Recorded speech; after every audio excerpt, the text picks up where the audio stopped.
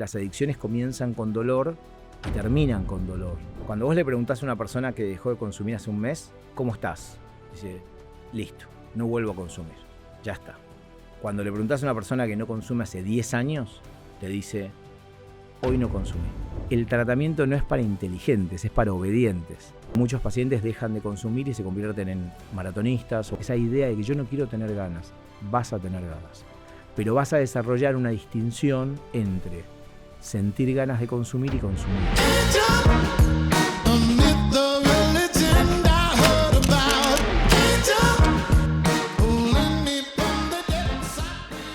Federico, muy bienvenido. Gracias por venir al podcast. ¿Cómo estás? Muy bien. Gracias por la invitación.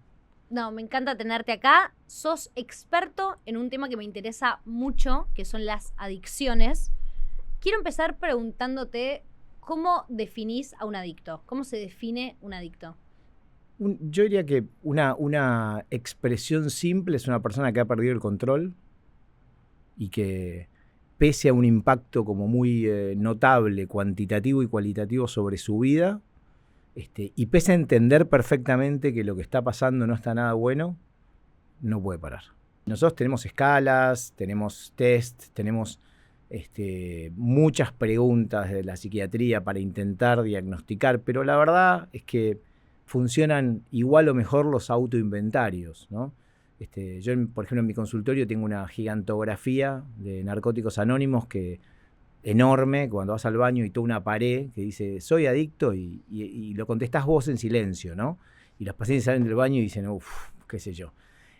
La verdad es que hay algo del orden de... En adicciones hay un problema muy grande, que es que hay una lucha psicológica, una lucha emocional muy profunda, en donde muchas veces la etiqueta diagnóstica puesta por otros genera resistencias, aumenta la ambivalencia, genera el enojo, digamos, produce no es fácil el diagnóstico de parte de un médico, de un psicólogo muchas veces, y en muchos casos los pacientes tienen que hacer como un recorrido personal y el autodiagnóstico o el diagnóstico a veces por alguien que, bueno, hay una frase famosa que es yo estuve ahí, ¿no? Y yo estuve ahí significa, puede ser que estés descrito en un manual de psiquiatría, pero yo pasé por ahí. Y eso es muy potente y muchas veces hay muchos pacientes que recién se reconocen como adictos cuando de pronto escuchan a otras personas compartir sus problemas, por ejemplo, en los grupos de los 12 Pasos, Alcohólicos Anónimos, Narcóticos Anónimos y otros emprendimientos de ese tipo, porque a veces la consulta médica, la consulta más formal, puede ser un poco amenazante. Y en ocasiones, además, los médicos venimos de una cultura en donde las indicaciones son razonables, son científicas y el cumplimiento de las indicaciones es lo que debería ocurrir. Y eso en adicciones no ocurre desde el día cero, desde el momento cero. ¿Tá? O sea, en adicciones vos podés dar 1.000.000 de indicaciones y el paciente te mira y te dice, ni idea, qué sé yo, vemos. O sea, hay algo de que encuentran mucho más valor en escuchar una historia de alguien que pasó por esa misma situación. De hecho, creo que es Bill, el fundador de AA, que decía que solo un alcohólico puede ayudar a otro alcohólico. Sí, que él era un tipo extraordinariamente inteligente, Bill W. Imaginen ustedes la historia de... Se están por cumplir 100 años, ¿no? Yo siempre pienso que les deberían dar el premio Nobel en algún momento, no sé en qué categoría, quizá por la paz, porque llevan casi 100 años y lo crearon un médico y un inversionista de Wall Street, un médico alcohólico y un inversionista de Wall Street alcohólico, y ellos de alguna manera crearon eso porque venían siendo muy maltratados, muy golpeados, encerrados, encarcelados, golpeados. Se venía haciendo un tratamiento, en particular en el mundo, pero en los Estados Unidos en particular, y ellos descubrieron que gran parte de su camino de recuperación implicaba hablar con otras personas, o sea, curarme con otros, ¿no? Y eso es muy propio del mundo de las adicciones. No es que todo el mundo se cura en grupos o que todo el mundo va a Alcohólicos Anónimos, pero hay algo del relato. Yo muchas veces me pasó, yo empecé atendiendo pacientes como psiquiatra individual, y me pasaba que había como una suerte como de lucha de poder muchas veces, y que era difícil desarmar ese mundo, porque además la verdad es que muchas personas también dudan, ¿tengo una adicción? ¿No la tengo? ¿Por qué yo no tomo como los demás? Yo tomo igual que los demás, yo consumo, hay mucha gente que consume que no tiene, ¿por qué yo se supone que tengo un problema? Y ese diálogo puede durar años. ¿Tá? Y entonces es muy, pero muy artesanal. Y a veces por ahí vas a un grupo y por ahí participás de una experiencia menos amenazante en algún sentido, y puede cambiar tu vida, ¿no? Entonces, si hay algo como del relato, yo estuve ahí, o de la experiencia de pares, que en ocasiones es determinante. ¿Crees que desde que la persona empieza con ese cuestionamiento, por lo general, cuánto tiempo pasa hasta que llegan a alguien como vos? Años, muchos años. Por ejemplo, personas que empiezan consumiendo cocaína con cierto nivel de regularidad, de pronto hay algo que se llama luna de miel, que es un periodo de tiempo en el que de pronto vos podés consumir drogas como la cocaína, pero vos las consumís cuando querés, dónde querés, con quién querés, ¿no? Y muchas personas atraviesan un periodo y ese periodo puede durar años. Y ese periodo termina, en la inmensa mayoría de los casos, uno consumiendo solo, sin ganas, muerto de miedo, encerrado detrás de una habitación y mirando por el agujero de la llave para ver si te vienen a lastimar, con fantasías paranoides y pasándola muy mal. Pero todo ese periodo puede durar años. Es decir, se llega luego de muchos años y muchas veces con mucho deterioro. En el caso del alcohol en el caso de la cocaína puede ser más rápido. El alcohol por ahí pasás 10 años, 12 años, 15 años. Las personas en adicciones por muchas razones piden ayuda muy tarde, muy tarde. En el caso de la ludopatía, que es un tema, digamos que ahora decíamos antes, está en boga social, incluso es raro pedir ayuda, es todavía más complejo. Pero muchas personas piden ayuda cuando llegan a situaciones límites después de mucho tiempo. Entonces, no es el tipo de problema por el cual vos vas rápido a ver un especialista, un psiquiatra, te metes en un tratamiento, pasaste mucho tiempo. Es algo bastante habitual. Yo diría, si tuviera que decir, te digo 7, 10 años. Es el promedio de edad, de tal manera que un paciente promedio, adulto, que consulta, tiene, posiblemente sean hombres, entre 40 y 50 años, muchas veces. Mucho más hombres que mujeres. Todavía muchos más hombres que mujeres, y no por un problema epidemiológico en relación a que las mujeres no consumen, sino porque es mucho más fácil el acceso de los hombres al tratamiento. Hay muchas mujeres que tienen problemas de consumo, pero es difícil, tienen hijos chicos, tienen una vida, suponete una familia, entre comillas, tradicional. Muchas veces esas mujeres se ocupan al mismo tiempo de un montón de cosas. Esto por ahí es importante, ¿no? Yo creo que muchas veces hay como un estereotipo de la persona adicta, que es una persona que, digamos, no sé, vive bajo un puente, homeless, está robando negocios, es un pibe chorro. Y poblacionalmente hay un porcentaje de adicciones es el tercer motivo de consulta de salud mental en Argentina. Es decir, hay mucha gente con problemas de adicciones que intenta llevar una vida normal. Padres, novios, parejas, compañeros de gimnasio, profes del gimnasio, médicos, psicólogos, abogados, jueces, deportistas de élite. Digamos, que intentan llevar su vida. Mucha gente que está tratando de estudiar en la facultad, que trata de sostener un laburo, que tiene laburo. Quiero decir que hay como una realidad, pero muchas de esas personas tardan muchísimo tiempo en pedir ayuda. Mucho tiempo. Y en general, se dice que los tratamientos de adicciones históricamente fueron diseñados por hombres para hombres. Y hay algo de cierto. Se está empezando a revertir, de tal manera que de pronto, nosotros teníamos un 90%, 10%. De hombres-mujeres, y ahora de pronto tenemos un 60-40, un 70-30, pero en nuestra sociedad es difícil que la mujer consulte, y la madre, digamos, la madre que consume, hay además como una especie de doble estigma, por consumidora y por mala madre. De tal manera que ahí hay un punto y faltan lugares específicos de mujeres, faltan lugares específicos en donde las madres puedan estar con sus chicos internadas por temáticas de consumo. Es como un mundo todavía medio inexplorado. Me imagino que todos esos años que pasan hasta que alguien llega a la consulta no tiene que ver solamente con que tal vez es algo que tardan en reconocerse como adictos, sino el no querer dejar esa sustancia de elección. Bueno, sí, esa es la vivencia, ese es el día a día, y esa es los pacientes, las personas que, digo los pacientes cuando están en el marco de un tratamiento, pero las personas que consumen tienen un para qué, tiene una funcionalidad, cumple un rol. Una vez yo estaba viendo tele, me acuerdo, y le preguntaba a una chica que estaba en retiro 9 años, un día de frío, y un reportero le preguntó, ¿pero vos por qué consumís, no? Y ella respondió, una chica de 9, 10 años, pues me quita el frío, me quita el hambre y me quita el miedo, ¿no? La verdad es que hay una estructura del para qué, y hay personas que encuentran con el consumo un punto de estabilización, un punto de disfrute, un punto de alivio, un punto de calma, un dolor o una manera de enfrentar como la vida diaria, y eso funciona un tiempo y en un momento comienza a no funcionar, pero es muy difícil salir, y en un momento, cuando ya está desarrollada la adicción, las personas no tienen ningún efecto agradable con el consumo y no pueden parar de consumir, y además queda como instalada esta idea, esto es bien como de la neuropsicología, si querés. En un momento es mucho más importante la expectativa del efecto que el efecto. Es decir, la idea de lo que te va a producir o la ilusión de lo que te va a producir, porque cuando consumís ya es decepcionante, pero cada vez se renueva la expectativa, ¿no?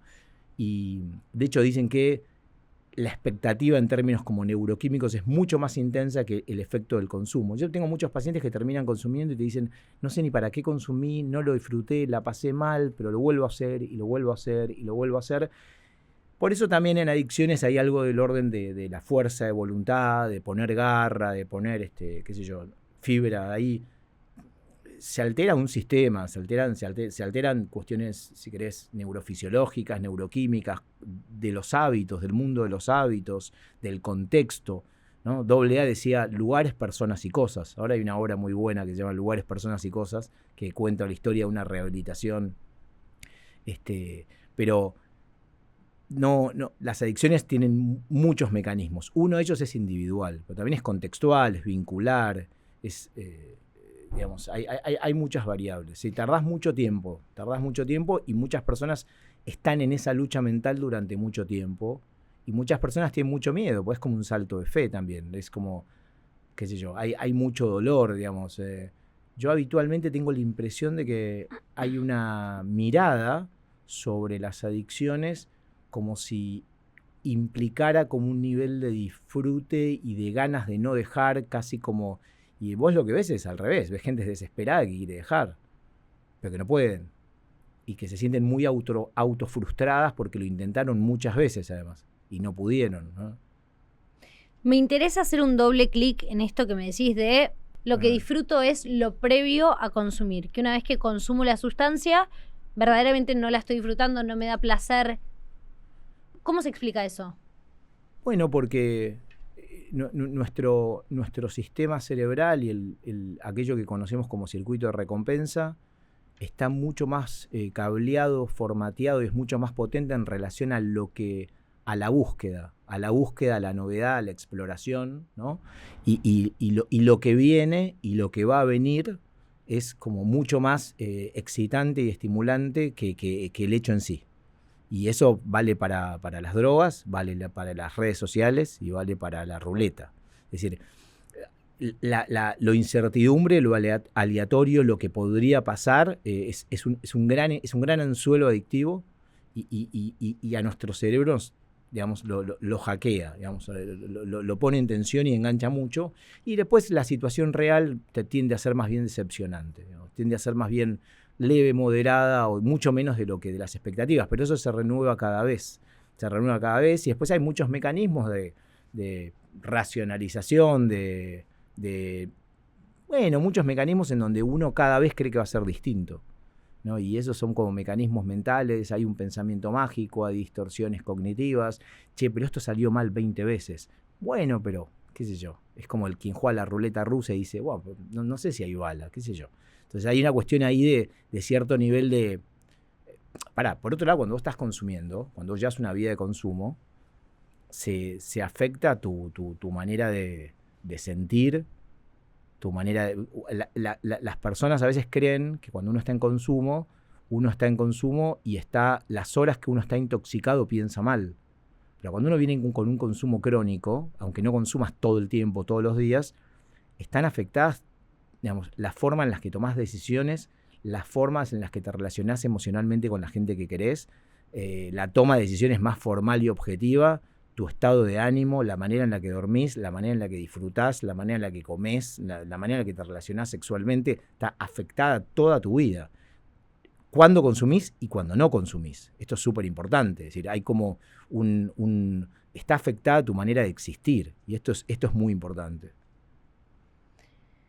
Sí, hay algo que pienso de eso y de lo que vos me mencionabas recién, de la gente tiene como este imaginario de la persona que consume sustancias como alguien que está bajo un puente, alguien que no puede con su vida, y que en realidad son personas que están mucho más cercanas a nosotros que tal vez no sabemos. Hay un autor que me gusta mucho que él dice algo como: las personas con adicciones son las personas más comprometidas que hay, o sea, tan comprometidas que pueden llevar a su vida a un extremo de terminar así, durmiendo bajo un puente, con lo comprometidas que están con esa droga. Pero si vos cambiás el foco y ese compromiso lo ponen en algo positivo, terminan siendo las personas que mejor performan. Sí, algo parecido dice Gabor Mate, ¿no? Que es un psiquiatra de adicciones como muy, muy importante. A ver, el nivel de desarrollar una adicción es hacer un MBA. O sea, quiero decir, son años, es inversión de tiempo, energía, dinero, mucho esfuerzo. O sea, llevar adelante una adicción implica sacrificar muchas cosas, elegir vínculos. Es un camino de aprendizaje, de formar hábitos, de llevar adelante una vida durante mucho tiempo. En medicina tenemos un dicho que es: no se enferma el que quiere, sino el que puede. O sea, la verdad es que desarrollar una adicción es un camino complejo, de muchas dimensiones, de mucho esfuerzo y de mucha inversión de tiempo, energía, dinero, con momentos buenos, con momentos malos.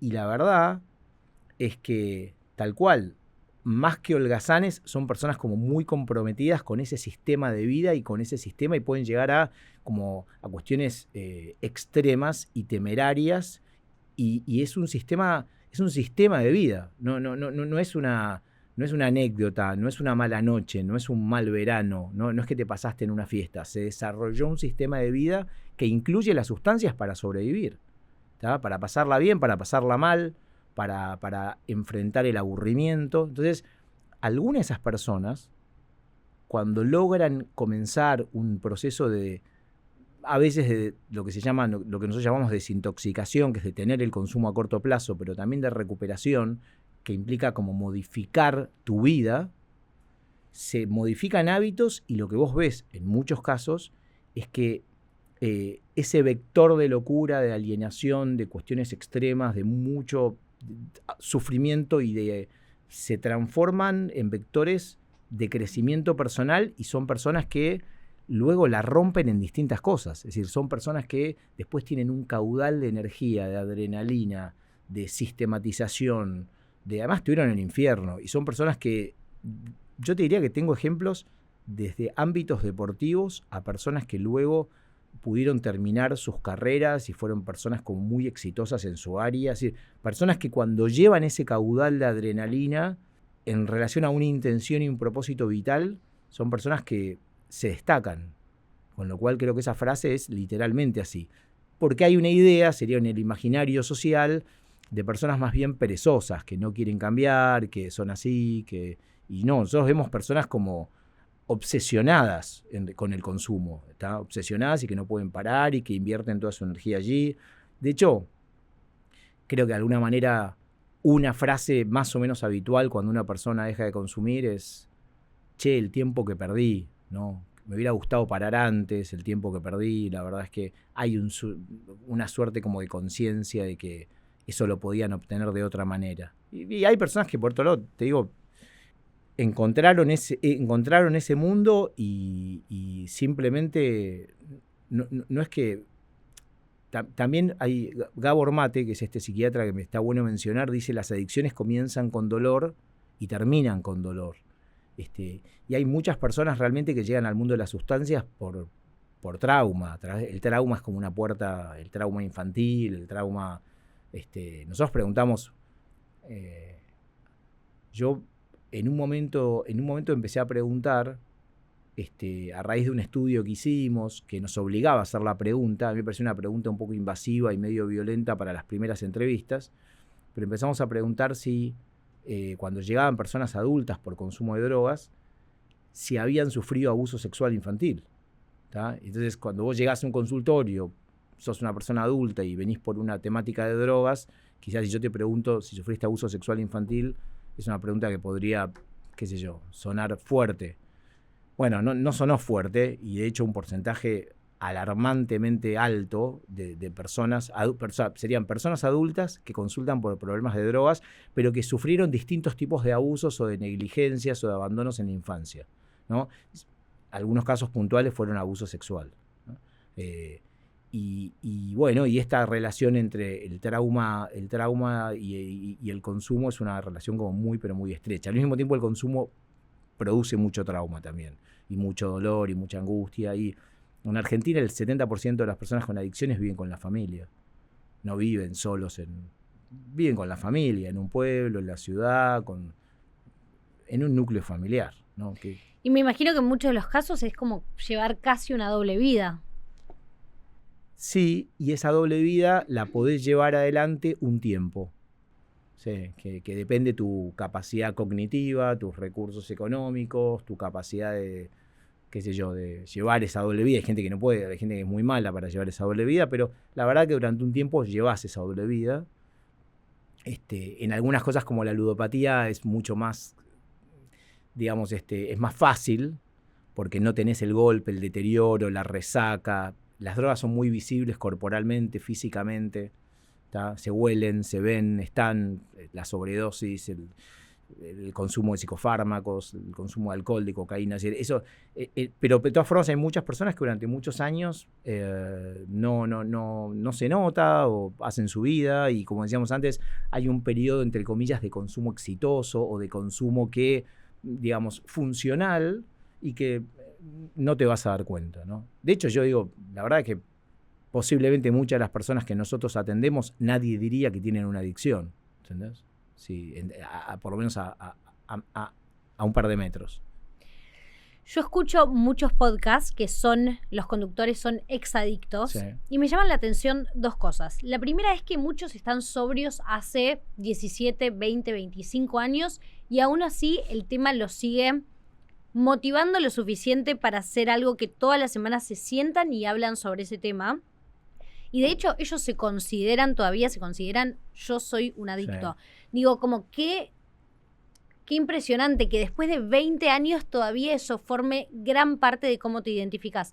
Y la otra cosa que me llama la atención es que la mayoría transformaron su obsesión en o son ultramaratonistas, o se dedican al servicio, o son religiosos, o digo, hay algo que tiene que ser más fuertes que ellos, que bueno, muchos creo que lo llaman como higher power, como sí, el poder superior. Sí, sí. Pero me encantaría que hablemos de esas dos cosas. Pasa que condensaste 3 o 4 temas. La primera es, cuando vos le preguntás a una persona que dejó de consumir hace un mes,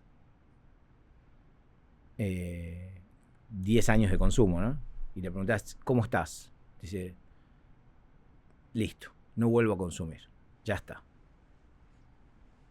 Cuando le preguntás a una persona que no consume hace 10 años, te dice, hoy no consumí.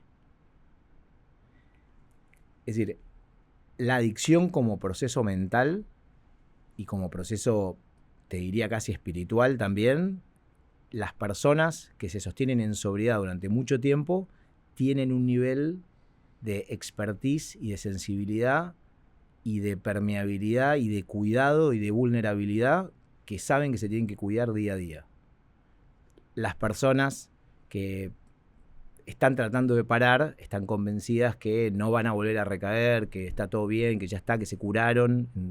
3 entrevistas, eso lo vemos todo el tiempo. Es decir, ves que los expertos, ves que las personas que logran tener un camino de sobriedad a largo plazo son personas que se mantienen, no es que todo el día están pensando en eso, pero se cuidan un montón día a día, la máxima de AA, solo por hoy, las 24 horas, y son personas que tienen como una conciencia muy plena, pero son muy libres, porque alguien podría pensar que son personas que están obsesionadas todo el tiempo pensando. No, son personas que están plenas en general y rompiéndola en lo que están haciendo, pero tienen un nivel de cuidado diario personal y hay gente que va a grupos de recuperación durante muchísimos años. Hay una manera de pensar, a ver, la evidencia médica actual indica que las adicciones hoy se piensan como un proceso crónico, como si se pareciera a la diabetes o a los problemas cardiovasculares o a la hipertensión, que no es un problema que se va a solucionar en 3 meses, que vos vas a tener que hacer tratamiento posiblemente de terapia, de psicoterapia, de grupos de apoyo, por ahí durante varios años. Ahora, en las organizaciones como AA o NA, hay una definición categórica que es una enfermedad crónica, incurable y mortal, ¿no? Que es una definición, fuerte. Fuerte y no tan optimista. Y no tan optimista, pero, bueno, ellos dicen sin tratamiento, ¿no? Es una enfermedad crónica, incurable y mortal, pero ellos tienen un paradigma de pensamiento en donde esto es para toda la vida y en donde vos, si desarrollaste una adicción, podés dejar de consumir, podés estar en sobriedad, podés estar en recuperación, pero seguís teniendo ese punto de vulnerabilidad que te tenés que cuidar y controlar y cuidar durante muchos años. Y, por ejemplo, el primer paso es, nos estamos metiendo en el grupo de los 12 pasos, pero es un mundo muy interesante.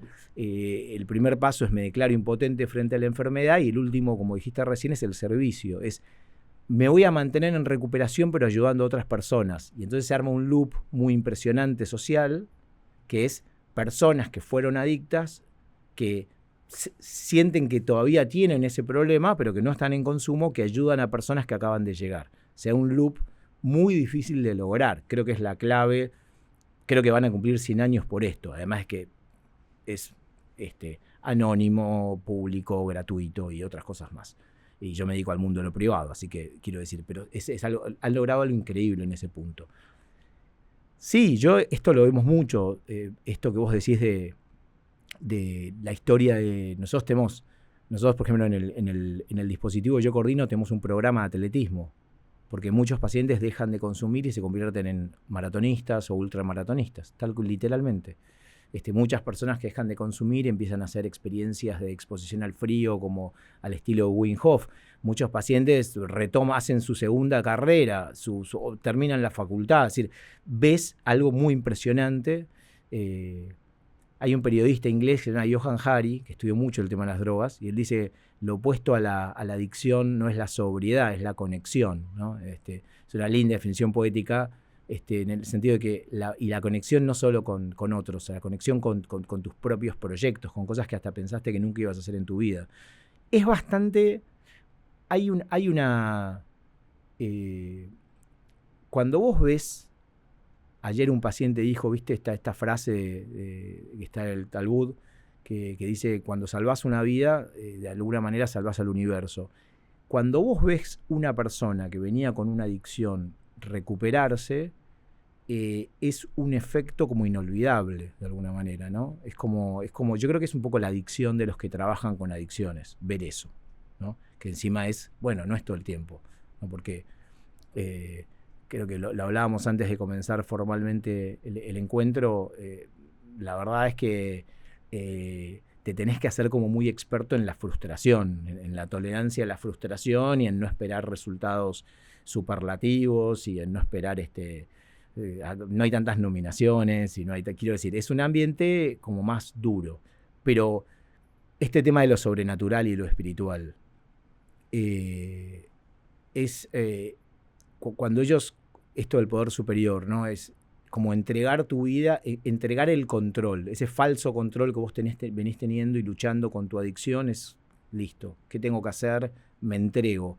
Y ellos lo llamaron poder superior, que inicialmente era Dios, pero después hicieron un giro laico y se dieron cuenta que Dios representaba a algunas personas y no a todas, y lo llamaron poder superior a propósito, porque es poder superior de acuerdo a lo que sea para vos. Para algunas personas es el grupo mismo.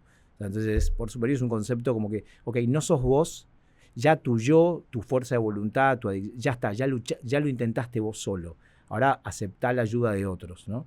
Y creo que sí, creo que tiene una arista bastante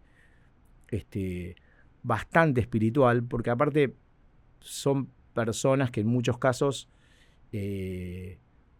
bueno, yo conozco muchas personas que dedican su vida a ayudar a otras personas, y ni siquiera lo hacen profesionalmente. Son personas que empiezan a ayudar, a coachear, a acompañar, a coordinar grupos, todo gratuito, todo como un emprendimiento social, ¿no? Me parece muy interesante esto de dejar ir la voluntad, ¿no? Como aceptar que la voluntad no siempre alcanza, que en realidad es medio lo contrario a lo que alguien que no sufre adicciones podría pensar como solución para alguien que está teniendo un problema de este tipo, ¿no? Como, bueno, si querés y si te forzás y si te disciplinás. Sí, bueno, eso es, o sea, es que hay un libro que se transformó en bestseller y es muy bueno, es Hábitos Atómicos, ¿no? Y Hábitos Atómicos te lo explica muy bien, muy simple. Es gracioso porque es un periodista, ni siquiera no es un profesional de la salud, pero logró instalar un bestseller sobre un tema muy importante que son los hábitos. La fuerza de voluntad es como poner el 4x4 en 20 metros. La fuerza de voluntad es una fuerza que nos ocupa mucho tiempo, mucha energía, es muy compleja y es un superpoder para usar momentos, ¿tá? El problema es el sistema de juego, es lugares, personas y cosas, es cómo se empieza a definir tu día, tus vínculos. Por ejemplo, los tratamientos de adicciones son tratamientos que hay un lema que es un grupo por día. Es decir, imagínate un tratamiento en donde vos todos los días de tu vida, durante mucho tiempo quizá, todos los días te dedicás a ir, por ejemplo, a un grupo. Vas a tu trabajo, tenés tu pareja, haces tu vida, y en un momento del día te vas al grupo. Y ese es el nivel de radicalidad y el nivel que decís, el nivel de compromiso, ¿no? Porque, y entonces son tratamientos, ¿y qué buscas con eso? ¿Viste? Los hábitos se establecen básicamente por un contexto y una frecuencia, y por la repetición. Las drogas, ¿no? Explícame mejor este concepto de lugares, personas y cosas. Lugares, personas y cosas es un lema inventado por Alcohólicos Anónimos para decir, che, ¿vos querés dejar de tomar? Ok, bueno, te vas a empezar a tratar.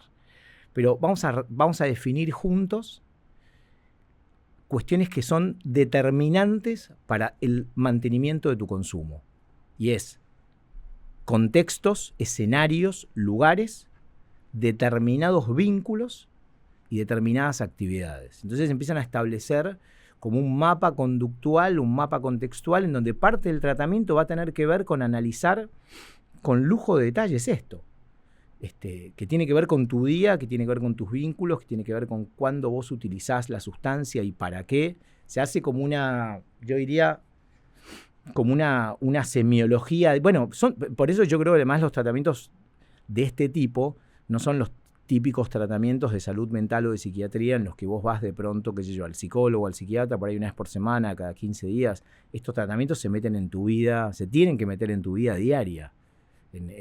A veces en el registro de lo que haces durante el día, quiénes ves, qué haces, de qué manera, che, tu familia consumen alcohol juntos. Es decir, son tratamientos que se meten mucho en la diaria. Lugares, personas y cosas es un título que condensa, che, nos vamos a meter con esto. Y si vos querés evitar consumir, nos vamos a meter con esto y vamos a analizar tus vínculos y tus emociones y nos vamos a los contextos por los que transitas. Y son tratamientos en donde también surgen indicaciones y contraindicaciones. Es trinchera pura. O sea, te metes con la vida, no te metes solamente con el discurso, con el relato, con lo que vos crees.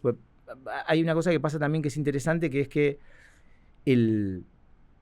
hay un momento de la adicción que el relato, que la palabra, que el discurso está casi al servicio de la adicción. Es como un disco rayado. Entonces hay algo del orden de la palabra, de la explicación, de la racionalización, que no siempre es terapéutico. Es decir, ¿me das un ejemplo de eso, por ejemplo? Bueno, hay un término que se llama razones convincentes pero falsas, que siempre me gustó mucho. Es que en el marco de la intoxicación o en el marco de la resaca o cuando vos venís muy confundido, el relato y las palabras en un momento que casi que carecen están devaluadas. Y en muchos casos, por eso los espacios de psicoterapia, los espacios de psiquiatría, Por eso también son tan importantes los grupos con compañeros a veces. Hay momentos en donde hablar no significa nada. Son palabras vacías y devaluadas, y en donde casi te diría, si sos inteligente, si tenés muchos recursos cognitivos, si sos una persona sofisticada, la severidad de tu cuadro es peor. O sea, es más severo tu cuadro porque tenés más argumentos. Es como si, dicho en folclore del mundo del consumo, o sea, habla la enfermedad. Hay un dicho que dice, che, habla la enfermedad. Y tenés más razones y más justificaciones y más racionalizaciones de pronto para explicar por qué no cumplís una indicación tan simple como, che, esa fiesta no vayas. Entonces, hay algo en donde cantidad de palabras, cantidad de sofisticación, cantidad de explicaciones, a veces es... A ver, hay un dicho que es el tratamiento... Que tiene una arista que hay que explicar, pero por otro lado lo traigo porque es el folclore del mundo del consumo. Es el tratamiento, pues son dichos de pacientes, no de manuales de psicología.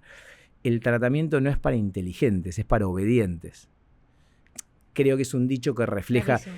Es decir, yo tengo consultas con personas que me vienen a pedir ayuda y me dan clases a mí durante 1 hora. ¿Entendés lo que quiero decir? Hay algo de la palabra como un mecanismo de defensa. No que la persona adicta no tiene nada para decir, sino que la palabra se puede tornar en un mecanismo como un calamar que tira tinta china, que no ves a la persona porque hay grandes construcciones complejas de palabras que no te llevan a ningún lado, y por ahí es mejor el silencio, y por ahí es mejor un espacio grupal, o por ahí es mejor otro tipo de approach, ¿no? No siempre, nosotros tenemos como muy sobrevaluada la palabra en la terapia, pero también la terapia a veces involucra el cuerpo, involucra otras cosas, entonces hay momentos para la palabra. Yo he tenido largas conversaciones con pacientes que me decían, ¿en serio hablamos de esto? Yo no lo recuerdo, porque la verdad es que cuando uno está pasando esos momentos, son conversaciones, y además en los tratamientos de adicciones hay una fuerte tendencia que la primer parte del tratamiento esté muy focalizada en intentar disminuir la gravedad del consumo, intentar quizás generar un periodo de sobriedad, porque aparte las personas que consumen estamos hablando de un subgrupo, ¿no? Estamos hablando de las personas que consumen fuerte de manera crónica, alguien que podría escuchar este podcast y decir, yo creo que tengo esto, ¿no? Experimentan un montón de síntomas, digamos, síntomas de ansiedad, síntomas depresivos, duermen mal, algunas personas tienen episodios psicóticos transitorios, es decir, además hay una carga psicopatológica fenomenal, y gran parte de esa carga psicopatológica, no siempre, pero muchos pacientes cuando dejan de consumir se desaparece. Un montón de síntomas, lo que se denominaría patología dual, que es la coexistencia de síntomas psiquiátricos y la adicción. Me hace pensar esto que me decís de la recuperación no es para inteligentes, sino para obedientes. Hay una de estas personas que recién te comentaba que escucho, que por si alguien nos está escuchando lo quiere buscar, se llama Matthew Chernow, y él es un tipo que ya está sobrio hace muchísimos años, y él dice que cuando por primera vez se puso sobrio, el que fue su sponsor lo agarró y le dijo, mira, vos te vas a levantar todos los días, te vas a tirar al piso, vas a pedirle ayuda a Dios, vas a salir, vas a moverte, vas a comer algo saludable, te vas a ir a trabajar, vas a comer en tus 2 comidas un pollo con brócoli y te vas a ir a dormir. Y si no estás listo para hacer esto y lo vas a empezar a cuestionar o preguntar o hacer, como no lo cuestiones, directamente hacelo. Y si podés ser obediente, te va a salir bien. Si empezás a cuestionar o racionalizarlo o a buscar explicaciones de por qué estás haciendo esto, vas a terminar donde empezaste, ¿no? Bueno, en adicciones graves es la diferencia entre la vida y la muerte. Esa entrega incondicional a algo. Ese nivel depositar ese nivel de confianza en alguien o en algo es como lo que marca la diferencia, y que me parece interesante, porque como nosotros tenemos el coeficiente intelectual y la sofisticación forma parte de los atributos positivos de una persona, una adicción es un horror, porque en general está al servicio de personas que cuestionan y que empiezan a buscar contraargumentos, y entonces vos ves que van pasando los años y el deterioro cada vez es mayor, y en cambio tenés una persona más simple que te dice ¿qué hay que hacer? Que es lo que nosotros llamamos la pregunta de oro. ¿Qué hay que hacer? Y la persona que te pregunta qué hay que hacer y tiene cierto nivel de compromiso con poder hacerlo, descubre otra vida.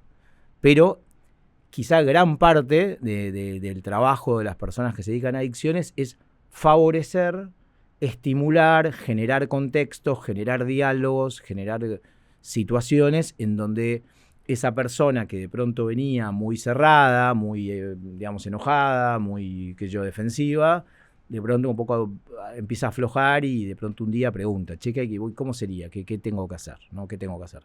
Y empieza a estar como más permeable, qué sé yo, digamos, hay personas que no tienen preguntas, ¿viste? O sea, que tienen afirmaciones, notificaciones, explicaciones, racionalizaciones, ejemplos, y que se sienten únicas. Y también es raro porque somos todos distintos, pero cuando vos atravesás una adicción hay muchos puntos de contacto con lo que le pasaron a otros. Y en un punto es como que tenés que aceptar con cierto nivel de humildad que de pronto la experiencia de los demás puede tener que ver con la tuya y que hay un camino, pero ese camino, hay algo de la decisión personal que termina siendo determinante también. Yo pienso que yo también eso produce como angustia y frustración en los médicos, pero hay personas que no están preparadas para cambiar o que no es el momento de la vida. Y entonces uno los llena de indicaciones para cambiar. Tenés que hacer esto, tenés que hacer aquello, y hay un montón de personas que te dicen, no sé, ni idea, por ahí no es el momento, ¿no? Y hay gente, muchas veces me pasa de volverme a encontrar con alguien 2 años después, 3 años después, 5 años después, y que diga, che, creo que ahora estoy para esto, ¿no? Para esto sería ponerle un tratamiento de estos que está bien esa rutina, tenés que cumplir una rutina, tenés que dedicarte, tenés que dedicarle esfuerzo, tenés que hacer terapias, tenés que meterte... Bueno, no mencionamos la familia, pero la inmensa mayoría de los tratamientos incluyen de una manera muy fuerte la familia o personas cercanas, ¿no? No siempre es la familia, pero sí, no es un tratamiento solitario, ¿no? Es un tratamiento que incluye otras personas. ¿Cuánto juega el autoconocimiento? No sé, pienso en Andrew Huberman dice mucho, por ejemplo, yo a los pensamientos que tengo después de las 10 de la noche no les presto atención. Sí. A mí eso me pasa constantemente, o sea, no es la misma Mili a las 8 de la mañana, las ideas que tengo, las conductas que tengo, que al final del día, cuando mis compulsiones están más, las mías tienen más que ver con la alimentación, con el no aburrirme, pero digo, a veces digo, wow, son 2 personas completamente distintas, y creo que, bueno, el conocerme me ayuda a esto, a poder decir, a partir de las 10 de la noche no me escucho más. ¿Cuánto tiene que ver eso? ¿O qué otras cosas así pueden ayudar? Hay un nivel de curso, bueno, está bueno, está muy buena esa frase de Huberman de las 10 de la noche, porque aparte es como una metáfora y es algo literal, pero es una metáfora. Nosotros tenemos que empezar ¿viste? Esto que estudia, digamos, estamos atravesados por pensamientos, por emociones, por condicionamientos, por sesgos, de tal manera, creo que esto incluso lo estudia desde el psicoanálisis hasta el Premio Nobel de Economía Kahneman. ¿Qué quiero decir? Pensamos y tomamos decisiones muy sesgadas y estamos muy condicionados por el entorno, y yo pienso que casi, por eso me parece que es muy importante la referencia de otros, la referencia, si querés, el autoconocimiento en términos como de conocer nuestros puntos de vulnerabilidad. Es el cansancio, es el hambre, son nuestros sesgos, nuestros puntos como no tratados personales, es, digamos, es cuando nos tenemos que quedar quietos, cuando no tenemos que hacer nada, cuando nos tenemos que callar, cuando no tenemos que tomar esa copa de vino, a qué lugares no tenemos que ir. Es decir, yo creo que hay algo el autoconocimiento en términos de registrar con cierto nivel de honestidad cuáles son nuestros puntos más vulnerables, que los tenemos todos, y que estamos como muy somos, digamos, yo creo que a veces lo pienso al revés, tengo la impresión de que tenemos una idea de una autonomía y un libre albedrío y una capacidad exagerada, digamos. Me parece que las personas más fuertes que yo conozco son personas que tienen una dimensión de su vulnerabilidad, yo te diría, diaria, quiero decir, que son personas que se cuidan a un nivel todos los días, desde lo físico, desde lo anímico, desde resignar cosas, sacrificar cosas, perder cosas, bueno, digamos, son personas como muy, muy especiales, pero diría más para la persona común, como estar como sí, yo creo que sirve ese autoconocimiento en términos de cuáles son nuestros límites y nuestras zonas a mí me ordena saber cuáles son mis zonas como de debilidad, si querés, ¿no? No tener, perdóname, y tener menos elecciones a veces, porque hay algo que se llama la paradoja de la elección, ¿no? Que hay un autor que lo estudia mucho, que es que cuando tenemos muchas capacidades, hay esta idea de que tenemos muchas posibilidades, al ser humano le produce un gran estrés, una sobrecarga cognitiva y lo confunde. Y a veces simplificarnos las opciones, no tener tantas opciones. Muchos pacientes en un momento tienen muchas posibilidades. Hago el tratamiento, no lo hago, veo, viajo, vuelvo, trabajo, lo dejo para más. Y algunos pacientes no tienen posibilidad, porque los dejó la mujer, porque los hijos no quieren verlo al padre. Ya no hay chance, porque hay una condena judicial. No hay forma de no hacer tratamiento. ¿Y sabes qué pasa? Están aliviados. Pues no tienen chance, están aliviados. Entonces también creo que esto de la multiplicidad, de sentir que tenemos todo el tiempo un montón de opciones, es algo que en muchas personas lo veo como algo como muy estresante. Bueno, se relaciona un poco lo que hablábamos de entregarse, de entregar el control a alguien más. Cuando vos tenés más opciones, tenés más control. El no tener opciones te deja un poco a la entrega del resto. ¿Cuánto? Me imagino que una persona que consumió por años, que muchas de estas sustancias elevan la dopamina, la serotonina, los químicos que largan a niveles mucho más fuertes que las cosas cotidianas como, no sé, comerte un helado, comerte una pizza, dar una vuelta al parque. Entonces, su relación con el placer está muy modificada. Una persona que está en recuperación o que deja las sustancias, ¿puede volver a encontrarse con esos placeres? O sea, ese circuito de recompensa se vuelve a transformar en lo que era antes de ser adictos. Viste lo que hay una autora, una psiquiatra llamada Anna Lem, que sacó un libro llamado Dopamina. Muy bueno, y lo explica perfecto. Cuando vos perseguís sistemáticamente el placer, lo que tenés es dolor, ¿no?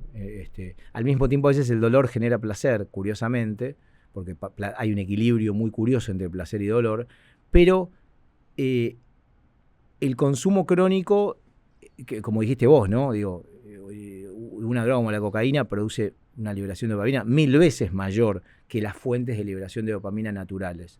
Entonces, claro, son estímulos desproporcionados. Ahora, terminás no sintiendo nada, terminás sintiendo persecuta, terminás sintiendo cosas horribles y ya no, digo, todo ese efecto se va, pero no puedes parar. Es la pregunta del millón y la respuesta es categórica. Se restablece completamente ese equilibrio. En un momento, hay muchas personas, por ejemplo, que consumen para tener sexo. Y entonces durante mucho tiempo no pueden tener sexo, porque el sexo sin drogas no...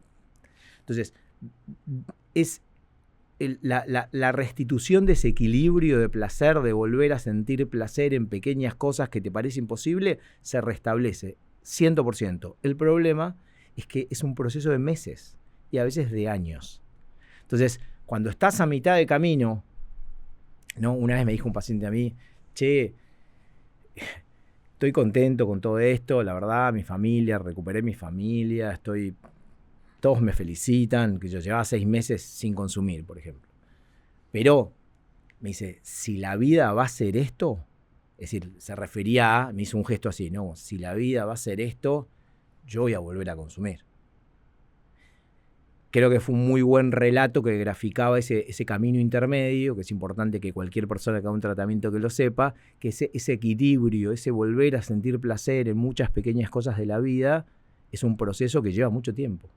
Y que a veces lleva 1 año, o lleva 2 años. O sea, yo veo personas que te vuelven a decir, uy, ahora estoy bien. ¿Tá? Pero es un proceso en el que, la verdad que hay momentos en donde vos le sacás cuando vos venís mucho tiempo consumiendo y dejás de consumir, hay como una especie de resurrección personal que dura un tiempo. ¿Tá? Es como una novedad, te felicitan, te alientan, estás súper emocionado, la gente que te quiere está feliz, y eso dura un tiempo. Y es un cuadro tan lindo, tan agradable, es como, no sé, como recibirte o lo que fuera. Es un momento muy lindo y ese momento es muy emocionante y un paciente le puso la nube rosa, lo llamó. ¿no? Y es una nube que se disipa. Y de pronto estás al mes 3, mes 4, mes 5, ya nadie te felicita.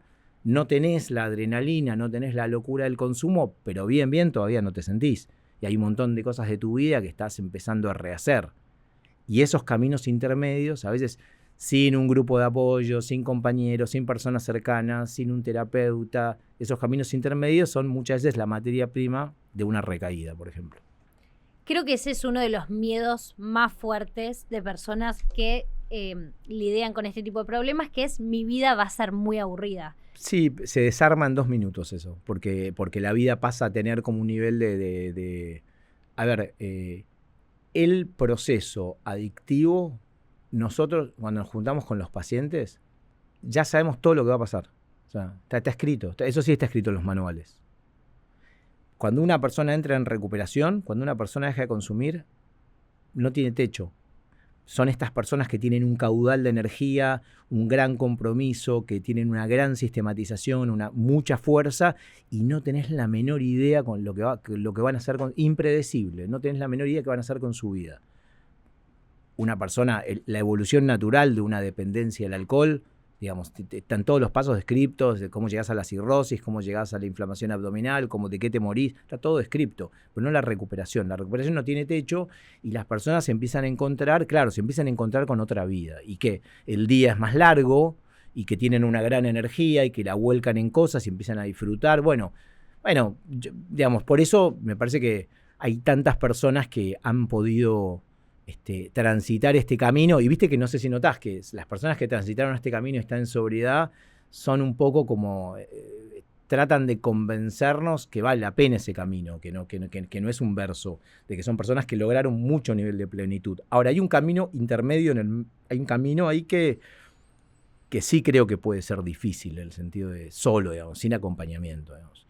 Y creo que es el momento en el que muchas veces hay una suerte como hay una tarea, digamos, interna que nosotros tenemos, que es lo que se denomina prevención de recaídas, que es intentar evitar que esa persona recaiga en uno de los muchísimos momentos que vas a tener en donde todo pierde y carece de sentido, por lo menos un rato, ¿no? Y en esos momentos hay muchas personas que recaen. Estas características de una personalidad adictiva, más allá de que sea una persona que en ese momento esté consumiendo o no, sí, que es esto que decimos, si no estás consumiendo, tal vez estás corriendo 42 kilómetros, no sé, todos los fines de semana, ¿eso te acompaña hasta el día que te morís? ¿O hay gente que logra cambiar su sistema operativo y se vuelven personas balanceadas, sin tanto esa necesidad de todo o nada? Lo que pasa es que, viste, la adicción ahí cabalga sobre estructuras. Había una idea de que había una personalidad adictiva proclive a las adicciones, ¿no? Esa idea un poco se dejó en psiquiatría de lado. Sí es cierto que cuando vos estás consumiendo fuerte, se afecta tu personalidad, te volvés una persona con algunos rasgos, ¿viste? O sea, la palabra no vale tanto. La mentira más cotidiana es una estrategia de sobrevivencia, no es que son mentirosos patológicos, es que si vos consumís y tenés una vida de relación con otras personas, ¿qué te está pasando? ¿Por qué faltaste? ¿Por qué no viniste? ¿Por qué llegaste tarde? ¿Venías al asado?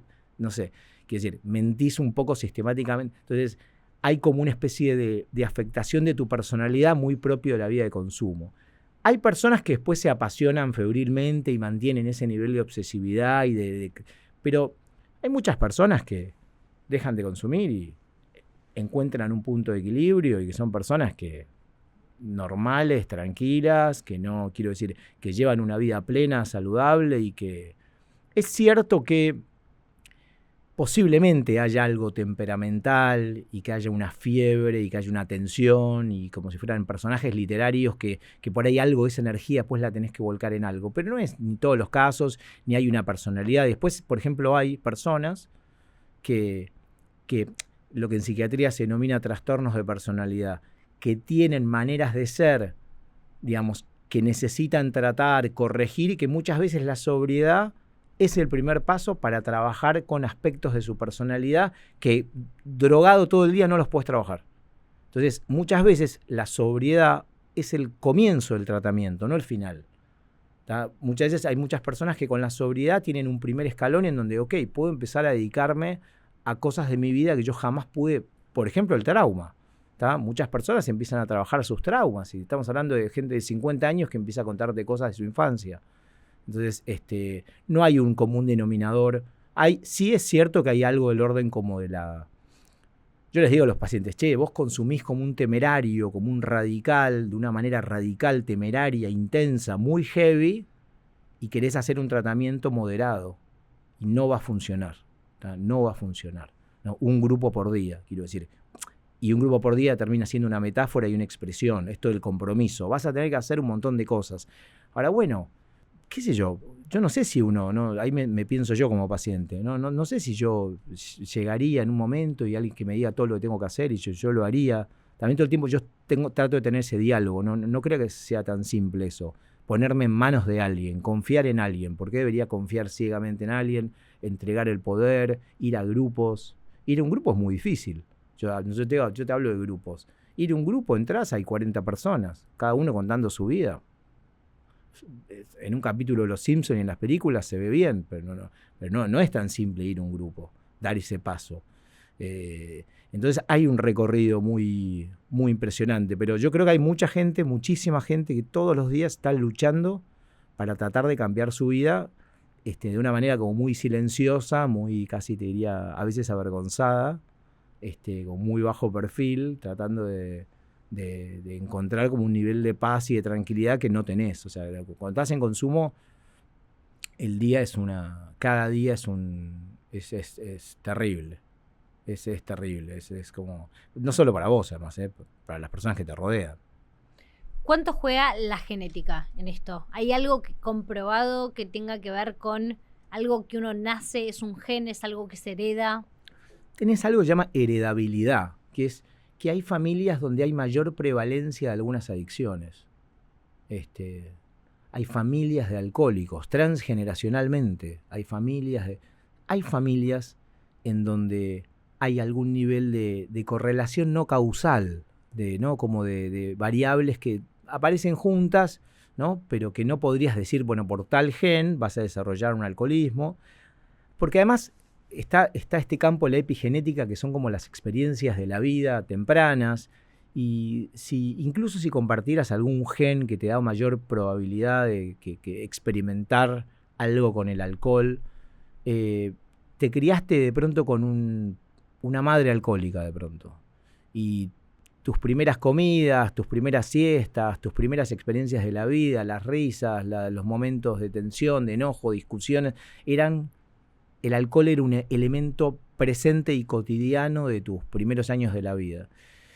Qué sé yo, ya no sé, no lo sé, ¿no? Muchas personas comienzan consumiendo en su casa, ¿no? El consumo de las casas, y muchas personas empiezan consumiendo con hermanos, con padres, ¿no? Esto suena sorprendente, pero en muchos casos el consumo empieza en las casas.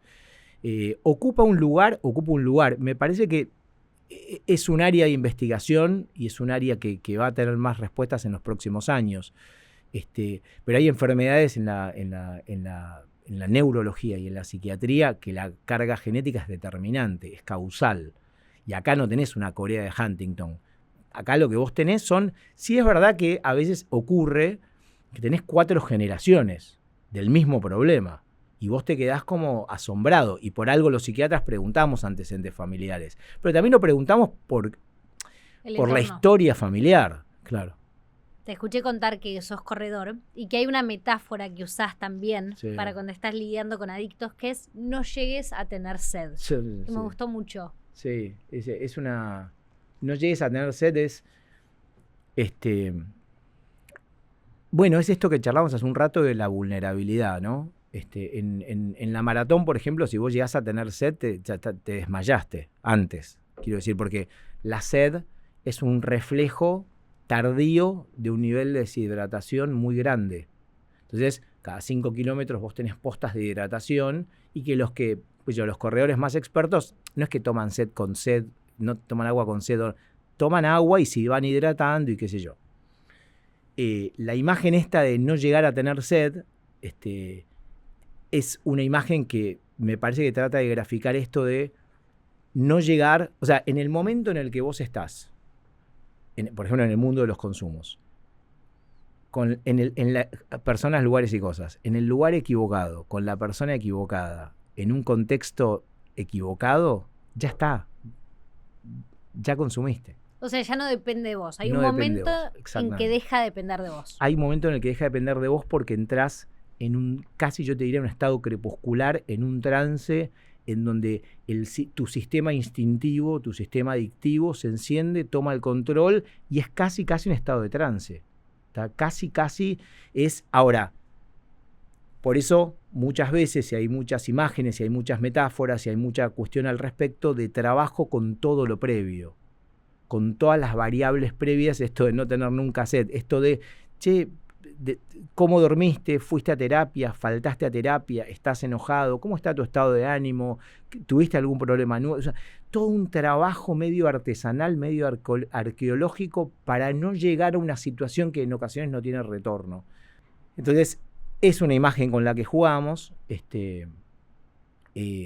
Nosotros llamamos a algunas conductas problema, ¿no? Entonces, che, pedí ayuda antes. Llama antes, llama a utilizar recursos, el chat, llamadas, anda a un grupo, llama, habla con tu padrino, llama a un amigo, llama a alguien de tu familia. Es decir, hay un montón de pequeños protocolos con la idea de que esa persona no llegue a esa situación sutilmente pero progresiva. Por otro lado, por ahí no lo mencionamos, digo, en la maratón te desmayás, ¿no? En general no pasa eso, pero... cuando una persona en consumo, en el marco de una adicción, tiene una recaída, algunas de esas recaídas son potencialmente mortales. Entonces no es algo que, bueno, recayó, listo. No, hay gente que no vuelve de esas recaídas. No vuelve, abandona el tratamiento, no vuelve porque se muere, o no vuelve porque no soporta la vergüenza, el malestar, el fracaso casi narcisístico de haber recaído, y eso es un punto central. Imagínate a alguien que viene muy bien y que viene sumando y qué sé yo, de pronto recae, ¿no? Y mucha gente no lo tolera, mucha gente sufre muchísimo con eso, ¿no? Bueno, hay algo de eso también que a mí me impresiona de escuchar estas historias, y es que, por ejemplo, personas que tenían un consumo muy desmesurado estuvieron bien 10 años y el minuto que vuelven a consumir, no es que vuelven a consumir una dosis, un poquito, es como una avalancha y es como retomar si nunca dejás, como si nunca hubieses dejado. Bueno, esa es la definición de recaída técnica. O sea, la definición de recaída es la vuelta al consumo en tiempo, forma, gravedad, de la misma manera que cuando consumías en forma activa. Es decir, es una vuelta bestial, cruda y animal al tipo de consumo en el que estabas. Por eso es tan grave, además. Y por eso también, de alguna manera, hay una pregunta que siempre nos hacen, ¿no? Es, che, yo no puedo ser un consumidor exitoso, qué sé yo, ¿no? No puedo tomar un poco como toman mis amigos. Y hay personas que no pueden volver a consumir. Porque si vuelven a consumir, por ejemplo, alcohol, que lo pongo como un ejemplo social de personas que tienen una dependencia del alcohol, tienen alcoholismo y que tienen la fantasía durante mucho tiempo de llegar a un consumo exitoso. Y vos los ves en un fin de semana volver al mismo nivel de consumo que hace 2 años. Y es un fin de semana. Para colmo, con otras drogas, que hay varios casos, ¿no?, famosos en los Estados Unidos porque hay más opioides, cuando vos vas consumiendo algunas drogas, vas desarrollando tolerancia, entonces aumentás la dosis. Con los opioides esto pasa de manera fenomenal. Y cuando vos volvés a consumir, te morís de sobredosis, porque tu cuerpo se desacostumbró a esa dosis. De tal manera que las recaídas son un escenario para nosotros que nos dedicamos O sea, a mí me da más miedo una recaída que un nuevo episodio de consumo que alguien que viene consumiendo.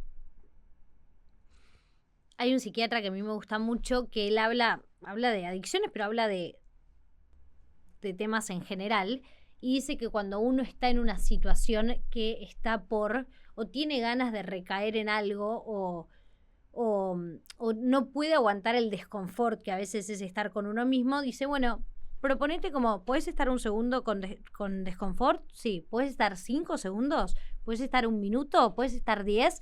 y que vas corriendo un poco la barrera y que por lo general eso termina frenándote de hacer algo. Puede ser consumir o puede ser llevado a la vida general, no sé, cualquier tipo de cosa con la que te sientas que tenés una compulsión. ¿Qué cosas sentís que pueden funcionar como pequeños hacks, hábitos así, Sí. que recomendás en tu consulta? Bueno, la primera es conocer la dinámica de las ganas. O sea, las ganas son intensas, rápidas, pero volubles. Se vienen y se van. O sea, no pasa absolutamente. Es como un electrocardiograma en donde es una onda que viene intensa y se va. Nosotros practicamos mucho con ejercicios de respiración, que no siempre es meditación. Respiraciones como de Oxygen Advantage y respiraciones de hiperventilación tipo Wim Hof.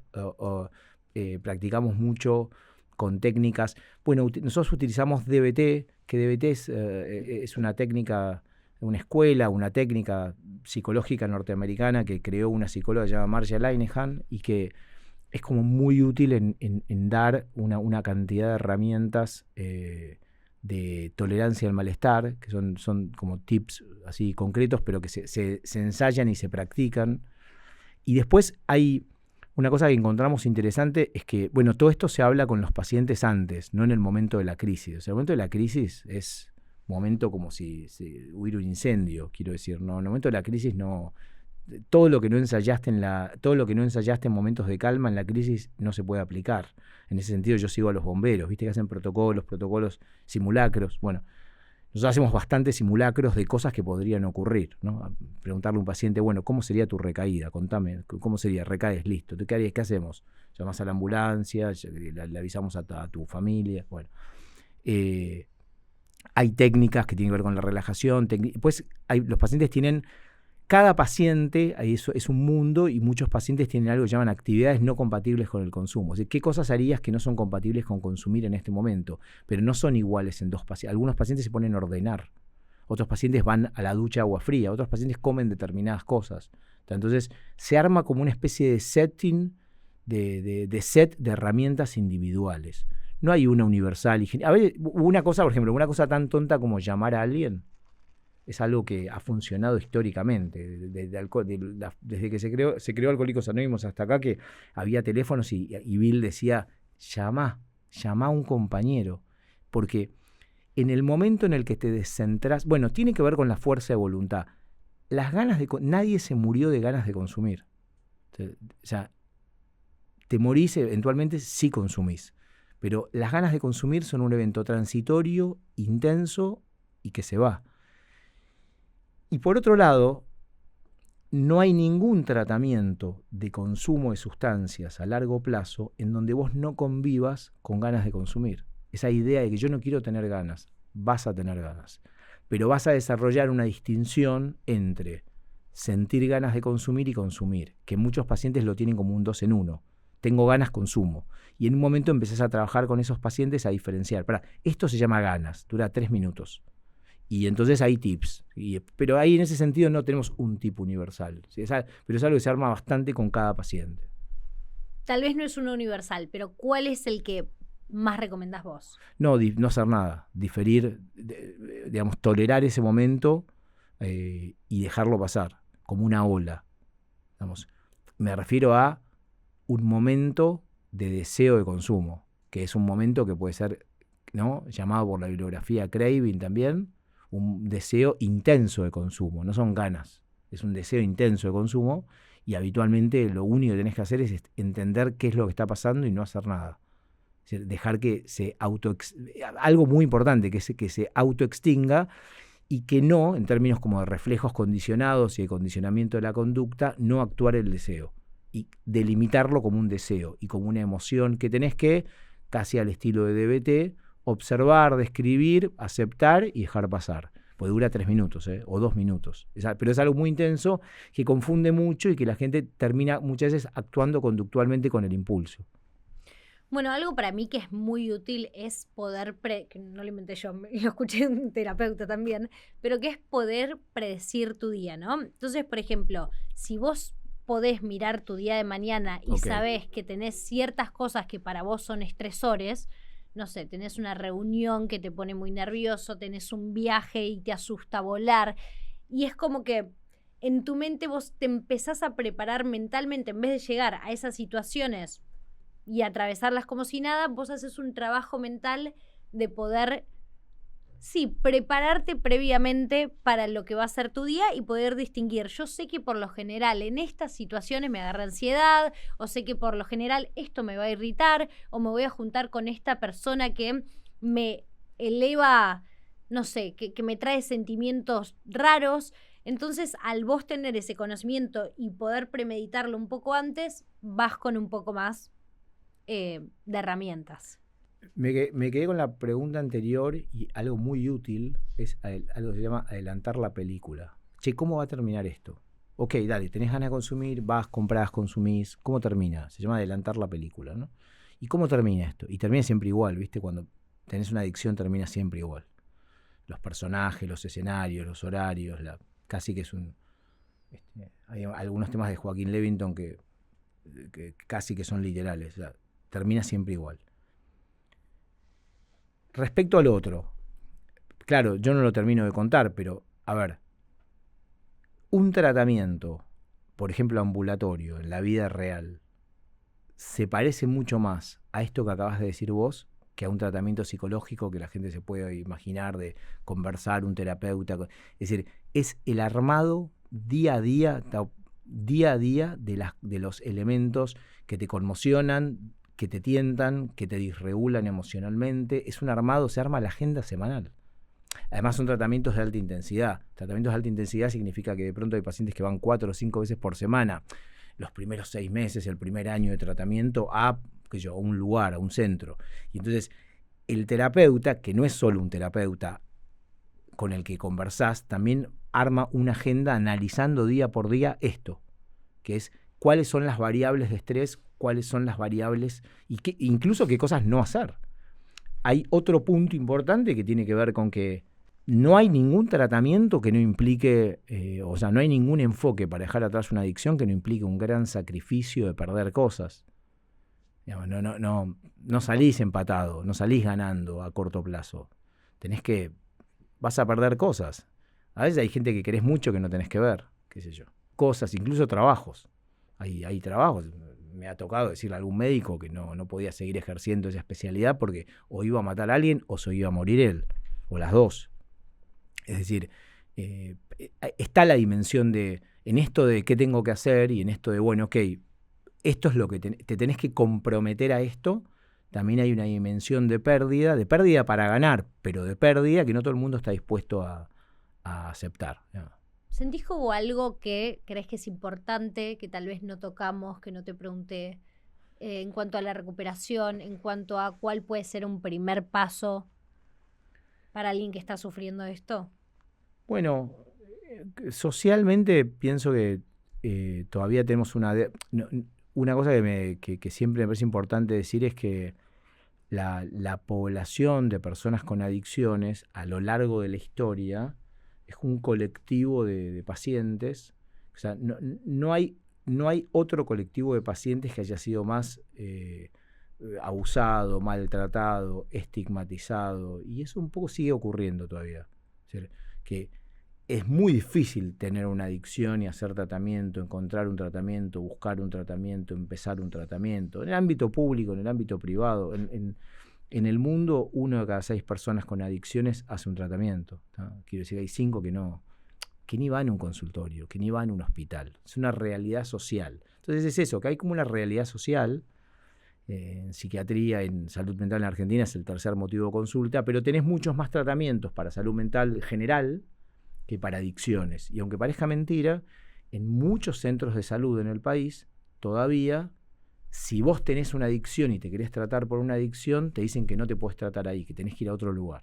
Y eso sigue ocurriendo en muchísimos centros de salud. Y por último, sobre todo para las personas y para las familias que escuchan esto, la verdad es que las personas que se meten, el gran éxito, el gran éxito de una persona con una adicción no es solamente buscar la sobriedad a corto plazo, sino ingresar a algún tipo de tratamiento. Es decir, eso te empieza a marcar la cancha de una manera absolutamente distinta y ahí vos tenés posibilidades de... Porque muchos pacientes, al no estar en ningún tratamiento, tampoco incluso se tratan aspectos médicos. La principal causa de muerte de las personas con adicciones no es sobredosis, es HIV, hepatitis C, diabetes. Son personas que no van a ningún... O sea, están fuera del sistema. Y estoy hablando de personas incluso con recursos, están fuera del sistema, no van al médico clínico hace 10 años. O sea, si tienen diabetes, ni idea, no importa. Y se termina muriendo de eso. Entonces, es muy importante que ingresen las personas al sistema de salud y que empiecen a hacer un tratamiento. Y, contrariamente a lo que mucha gente cree, no hay casos intratables, sino hay casos de personas que nunca van a dejar de consumir. O sea, hay casos de personas que tienen que encontrar su tratamiento. Y el tratamiento de pronto es una escuela de yoga, el tratamiento de pronto es una comunidad terapéutica, es un ambulatorio, es un psicólogo que encontraste que por alguna razón, qué sé yo, digo, no creo que haya un tratamiento estándar, y no lo hay en el mundo, porque no hay ningún tratamiento en el mundo que sea al que le den el premio Nobel, por decirlo un poco en broma. No hay ningún tratamiento así. Entonces hay tratamientos para pacientes en determinado momento de la vida, pero hay tratamientos y que las personas... o sea, te marca te define la calidad de vida tuya y de tu familia, porque si tenés gente querida y gente cercana, que eso es un poco lo que aprendés también acá, ¿viste? Yo atendía pacientes en psiquiatría, pero cuando empecé a atender adicciones, ya está, abrís la puerta, entran 10. Ya no atendés más un paciente, atendés un paciente y una familia. Y cuando vos ves el efecto de un tratamiento y de una recuperación y de una sobriedad en chicos de 14 años, de un papá de pronto, entendés lo que es una persona, pero son muchas más cosas en juego. Y que vale la pena, ¿no? Que vale la pena, que vale la pena y que hay muchísima gente que le va muy bien, ¿no? Quiero abrir una última ventana antes de hacerte la pregunta, y es sobre la marihuana. Creo que se la considera, por lo menos socialmente, mucho más inocua, o como algo mucho más light, o como que no genera dependencia. En tu caso, ¿qué has visto? ¿Has visto muchos adictos llegar a vos por la marihuana? Hasta hace 2 o 3 años, yo empecé a atender adicciones en el año 2003. Me recibí de médico en el 2001 y en 2003 empecé a atender adicciones. Nunca había visto un paciente en el consultorio por cannabis. Había pacientes que consumían otras drogas y que fumaban cannabis. Hace 2 años, con la ingeniería genética, bueno, ahora venimos de Expo Cannabis, ¿no?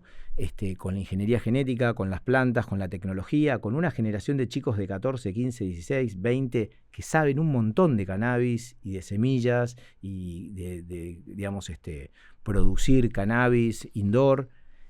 Y es un cannabis que no tiene nada que ver con el que se fumaba hace 20 años. O sea, el que se fumaba hace 20 años tenía 2 o 3% de THC, que es el tetrahidrocannabinol, y el que se fuma ahora tiene 30%. Y este cannabis es un cannabis muy potente, mucho más adictivo, que produce mucha más desorganización mental y que por primera vez, en algo que yo creí que no iba a haber, empezamos a recibir chicos que no pueden parar de fumar cannabis y que no es que no pueden ir a la facultad, no pueden hablar. ¿Tá? Entonces, motivo consulta, ¿hay pacientes adictos al cannabis? No había. Pero cuando vos generás que la potencia de una droga sea mucho mayor, 2%, 30% en 15 años, wow, generás otro cuadro mental, otro uso. Y son chicos, lo que se dice heavy users, son chicos que digo chicos porque en general son chicos, ¿sí? Pero son chicos que están fumando porro desde 3er, 4 año y fuman todo el día. Y llegan con cuadros psiquiátricos, con depresiones, llegan por cannabis. Eso no existía. Ahí digo, yo tengo 2 motivos de consultas que no existían: apuestas online y cannabis como dependencia al cannabis. Era muy raro ver a alguien que tuviera dependencia al cannabis. Hoy yo te podría decir un target de motivo de consulta, es decir, alcohol, cocaína, uno que pasa medio de largo, que es policonsumo, es decir, alprazolam, vino, la jarra loca, ribotril, en fin, gente que consume todo el día, y el cuarto es cannabis. O sea, están ahí. Y es un target muy específico, porque son chicos jóvenes en general. Por lo general, eso te iba a preguntar, ¿no ves adultos? ¿Ves más Los que llegan los adultos ya tienen otro, es en el contexto de otros consumos, ¿tá? Ya vienen consumiendo muchas cosas. Pero ese es un poco, pero sí como que hay una novedad, como que. Y después, por otro lado, para ser justos, el desarrollo del cannabis, como la industria del cannabis, más allá del THC, que es una industria enorme en relación a la planta del cannabis, y la arista médica, que para algunas cuestiones sirve un montón. Entonces, no es cannabis bueno o malo, es cannabis, es una industria, una planta estuvo prohibida durante muchísimos años y no se le investigó porque estaba prohibida. O sea, hay una industria del cannabis para muchas cosas, la industria médica del cannabis y las personas que quieren fumar cannabis, que son 3 escenarios distintos. Pero lo que se está fumando ahora, y de hecho hay una cosa que es cannabinoides sintéticos, que es 100 veces más potente, que ya no tiene nada que ver con el cannabis. Es como, son cannabinoides sintéticos que te los venden, y que directamente ya es, bueno, ya de hecho eso puede tener un efecto, hay personas que tienen sobredosis de eso, pero ni siquiera es cannabis. Lo llaman cannabinoides sintéticos, pero no tiene nada que ver con la planta del cannabis. Ese es un nuevo, y claro, ya ha pasado un poco con lo del alcohol, que en realidad, si bien está prohibido, es legal y también se ha banalizado mucho como si esto no fuera un problema. Y creo que con el alcohol también tenemos un problemón y en un punto no es un problema, ¿no? ¿La desintoxicación del cannabis es parecida a la del alcohol o drogas más fuertes? Mirá, está descrito, muchos pacientes tienen un síndrome de abstinencia bastante interesante, de 7-10 días, en donde cambia tu apetito, dormís más o menos horas, podés sentir ira, o sea, vemos síntomas bastante intensos. Y a veces el cannabis medicinal sirve para disminuir algunos síntomas, o sea, que vos le das a los pacientes cannabis medicinal, dosificado, dado en un contexto determinado para disminuir un poco la intensidad de algunos síntomas de un cuadro de abstinencia que dura de pronto, 5 días, 10 días. No es un cuadro de abstinencia. En psiquiatría o en toxicología hay cuadros de abstinencia incluso potencialmente mortales. O sea que si vos detenés el consumo, tenés que tener toda una estructura alrededor médica. Puede ocurrir con el alcohol, por ejemplo. Tenés que tener una estructura clínica porque el cuadro de abstinencia puede ser muy grave, los opiáceos también. En cannabis, en cocaína, en otras drogas, no es tan así. O sea, puede ser que tengas durante algunos días, no la pases bien, vas a tener síntomas que uno explica, que uno cuenta, que hay mucho apoyo en esos días, pero los síndromes de abstinencia en general son súper transitorios, no son determinantes, ¿no? Fede, te voy a hacer la última pregunta que le hago a todos los invitados que pasan por este podcast, y es que nos dejes algo que en el último tiempo te dejó pensando, te sorprendió, te conmovió, lo tenés dando vueltas en la cabeza. Puede ser lo que sea, puede ser la recomendación de un libro, puede ser una frase que te guste, puede ser una anécdota o puede ser algo lo que sea que se te venga a la mente que sientas que es valioso para compartir y dejar a los oyentes. No, tiene que ver con el último tema que estoy leyendo yo, que es esa cantidad, por alguna razón un poco de casualidad, me puse a leer algo que se conoce como experiencias cercanas a la muerte, que es esa transición curiosa que ocurre en donde algunas personas, clínicamente muertas es un término complejo, pero tienen paro cardíaco, luego son reanimadas, ¿no? Y cuentan una cantidad de experiencias que por momentos decís, wow, ¿no? Experiencias muy particulares, muy parecidas, distintas edades, religiones, credos religiosos, políticos, socioeconómicos, ¿no? Y ese umbral, ¿no? Yo venía leyendo una autora que me gusta mucho, que es Elizabeth Kubler-Ross, que es una médica que se dedicó a estudiar toda su vida a los moribundos, y después me encontré con esta bibliografía. Yo creo que si trabajas adicción estás como muy en contacto con la vida y con la muerte, y de hecho, digamos, aceptar la muerte de algunos pacientes a lo largo del recorrido clínico fue una variable del desarrollo profesional y personal. Ver morir gente, quiero decir. Entonces el tema de la muerte está muy presente. La vida y la muerte están ahí las dos, ¿viste? Todo el tiempo. Y esa bibliografía, ¿no? Y me pasó algo interesante, que es que me pasa esto como psiquiatra en relación a temas que por ahí uno no habla mucho, incluso a veces esto lo estudié recientemente, y lo empecé a compartir con pacientes y con familiares. Y me empezaron a mandar viñetas o casos reales de cosas que les habían pasado, de estas experiencias curiosas de cuando alguien está por morir y que de pronto, bueno, es toda una tipificación de experiencias que... y me quedo con esto, me quedo con algo del orden de estas experiencias en donde de la transición entre la vida y la muerte, y que a mí en lo particular en este momento me están haciendo como pensar mucho, y que tiene, si querés, una arista indirecta en relación a un poco a lo que me dedico todos los días. Que yo, cuando mi teléfono suena, una parte de mi mente dice, che, ¿habrá pasado algo? Entonces es un tema que está como muy presente. Pero también la vida, ¿tá? Como esos dos polos están ahí como todo el tiempo. ¿Pero hay algo en estas experiencias que te sorprendió? Sí. Por lo general, ¿cuál es el relato común? El relato común es de una profunda incertidumbre y temor, algunas cosas que se repiten en términos como de salir de tu propio cuerpo, de experimentar ciertas emociones, ciertos sentimientos, de verte a vos mismo, de tener a veces una panorámica de tu vida, ¿no? Cosas que fueron retratadas a veces en las películas. Y que te vengan a buscar, por ejemplo, personas que ya no están con vos y que te vengan a buscar, gente que vos querés y que te reencontrás y que te vienen a guiar, y que muchas de estas personas tienen como una bisagra personal, una gran experiencia espiritual, gente que por ahí es atea, una gran experiencia espiritual, y que los que son reanimados y vuelven a la vida lo cuentan como ¿no? Y con un gran impacto emocional. Y además son personas que...